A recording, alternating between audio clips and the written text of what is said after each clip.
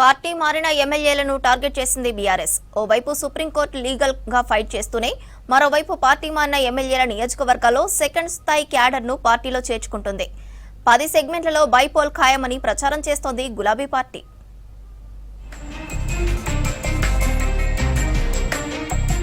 Party మారిన 10 మంది ఎమ్మెల్యేలను టార్గెట్ చేసింది బీఆర్ఎస్. పార్టీ మారిన ఎమ్మెల్యేల నియోజకవర్గాల్లోని కాంగ్రెస్, బీజేపీ క్యాడర్ పై ఫోకస్ చేసింది. చిన్నా చితక లీడర్లు అనేదేం లేకుండా బీఆర్ఎస్ లోకి వచ్చే వాళ్లకు కండువాలు కప్పేస్తున్నారు ముఖ్య నేతలు. బీఆర్ఎస్ నుంచి కాంగ్రెస్ లో చేరిన కడియం శ్రీహరికి చెందిన స్టేషన్ గన్పూర్ నియోజకవర్గంలో పలువురు కాంగ్రెస్ నేతలు, మాజీ జెడ్పీటీసీ, ఇతర మాజీ ప్రజాప్రతినిధులు, కార్యకర్తలను పార్టీలో జాయిన్ చేసుకున్నారు కేటీఆర్. కార్యక్రమంలో స్టేషన్ గన్పూర్ మాజీ ఎమ్మెల్యే రాజయ్య కూడా పాల్గొన్నారు. త్వరలో స్టేషన్ గన్పూర్ లో బై ఎలక్షన్స్ వస్తుందని, రాజయ్య ఎమ్మెల్యే కాబోతున్నారని చేరికల సందర్భంగా చెప్పారు కేటీఆర్. ఎవల నీతి ఏంది, ఎవల నిజాయితీ ఏందో ఇలా ప్రజలకు అర్థమైంది, మనందరికి అర్థమైంది. ఇవాళ రాజయ్య గారి నేతృత్వంలో మీరు బ్రహ్మాండంగా పోరాటాల్లో ముంగట్టున్నారు. అన్ని మండల మీటింగ్లు బ్రహ్మాండంగా జరుగుతూ ఉన్నాయి. ఒకవైపు మన వాళ్ళను, మన రైతులను కాపాడుకుంటూ, మరొక వైపు వాళ్ళ కోసం పోరాటాలు చేస్తూ మనం కూడా ముందుకు పోదాం.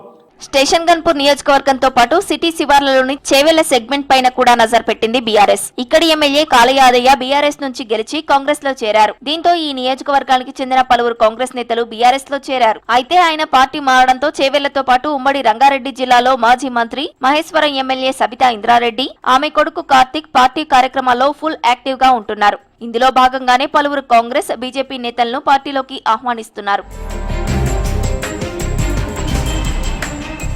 మరోవైపు రాజేంద్రనగర్ సెగ్మెంట్ పై కూడా కన్నేశారు గులాబీ లీడర్లు. ఇక్కడ కూడా బీఆర్ఎస్ నుంచి గెలిచి కాంగ్రెస్ లో జాయిన్ అయ్యారు ఎమ్మెల్యే ప్రకాష్ గౌడ్. రాజేంద్రనగర్ నియోజకవర్గంలో మాజీ మంత్రి సబితా ఇంద్రారెడ్డి కొడుకు, బీఆర్ఎస్ నేత కార్తిక్ రెడ్డి అన్ని తానై వ్యవహరిస్తున్నారు. ఇందులో భాగంగానే ఇతర పార్టీల సెకండ్ క్యాడర్ లీడర్లకు గులాబీ కండువాలు కప్పుతున్నారు. త్వరలో రాజేంద్రనగర్ లో బైపోల్ వస్తుందని, కార్తిక్ రెడ్డి రాజేంద్రనగర్ నుంచి ఎమ్మెల్యే కాబోతున్నాడని ప్రకటించారు కేటీఆర్.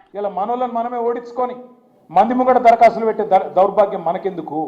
మనలను ఒడగొట్టుకోవాలి, ఎంపీలను వేరే వాళ్ళని పంపాలి, ఆగమాగమై మళ్ళీ వాళ్ళ కడవై దరఖాస్తు పెట్టాలి. అన్న ఇది కావాలి, అది కావాలి. అదే మనోడున్నాడు అనుకో, బరాబర్ అడుగుతాం, అన్న ఇది కావాలి అంటాం. అదే వాడనుకో, సారు ఇది కావాలని అడగాలి. అందుకే నేను అనేది, దయచేసి భవిష్యత్తులో అక్క చెప్పినట్టు అది పంచాయతీ ఎన్నికైనా పార్లమెంట్ ఎన్నికైనా ఎగరాల్సింది గులాబీ జెండానే. అట్లయితేనే తెలంగాణ నిలుస్తుంది, తెలంగాణ గెలుస్తుంది. పార్టీ మారిన ఎమ్మెల్యేలపై న్యాయ పోరాటం చేస్తున్నారు గులాబీ లీడర్లు. ఈ పోరాటంలో తమదే విజయమని, ఆ సెగ్మెంట్ లో బైపోల్ వస్తుందని అంటున్నారు నేతలు. రానున్న రోజుల్లో మిగతా నియోజకవర్గాల నుంచి కూడా బీఆర్ఎస్ లోకి చేరికలు ఉంటాయనే ధీమా వ్యక్తం చేస్తున్నారు. తప్పకుండా ఈ 10 నియోజకవర్గాలలో ఉప ఎన్నికలు రాబోతా ఉన్నాయి. ఈ 10 నియోజకవర్గాల్లో సెకండ్ స్థాయి లీడర్ ఎవరైతే ఉన్నారో, అంటే బీఆర్ఎస్ నుంచి వెళ్ళి ఇవాళ కాంగ్రెస్కి పోయింది కదా, కాంగ్రెస్ లో కూడా అసంతృప్తి వాళ్ళు ఉన్నారు. వాళ్ళను రాబట్టుకోవడానికి మా యొక్క టార్గెట్ ఉన్నది. ఆ టార్గెట్లో భాగంగా అవసరం అనుకుంటే అక్కడ ఎమ్మెల్యేగా ఓడిపోయిన కాంగ్రెస్ నుంచి వాళ్ళని కూడా తీసుకోవడానికి కూడా మేము సిద్ధంగా ఉన్నాం. ఇవాళ మొత్తానికి పార్టీ మారిన ఎమ్మెల్యేల నియోజకవర్గాలపై బీఆర్ఎస్ సీరియస్ గానే దృష్టి పెట్టింది. అధినేత సూచనలతో ఈ సెగ్మెంట్ లో యాక్టివ్ గా ఉంటున్నారు నేతలు.